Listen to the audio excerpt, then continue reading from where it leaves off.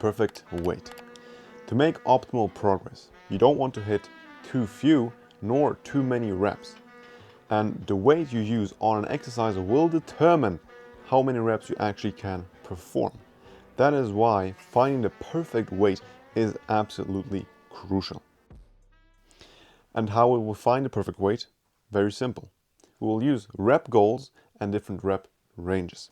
But first of all, you need to find the exercise you want to use this on, and you need to learn good form on that exercise, because it's very important that you consistently can do good form and the same amount of reps. Otherwise, you will just injure yourself, and that's just a waste of your time. The second step is to find how many reps do you actually want to perform. What is your goal?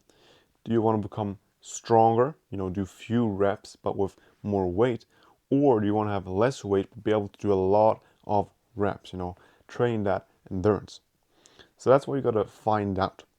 So we'll just pick, for example, we'll pick Bulgarian split squats, and we want to do 8 repetitions. Step number 3 is we have found the exercise, we have found the reps we want to do, and now we need to make a rep range.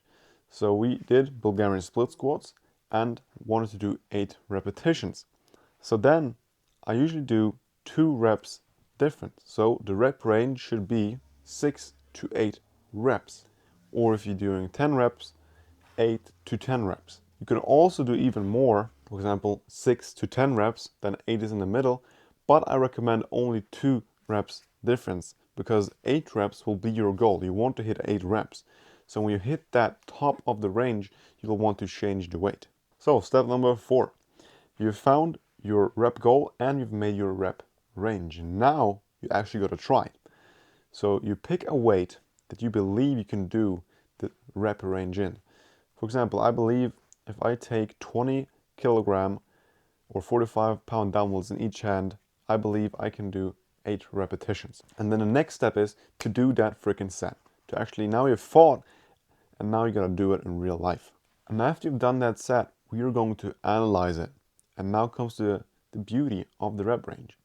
If you're inside the rep range, you did maybe 7 repetitions, you didn't go below it, you didn't go above it, you just keep the weight and keep going, because you're very soon going to become stronger and you're going to reach your goal of 8 repetitions.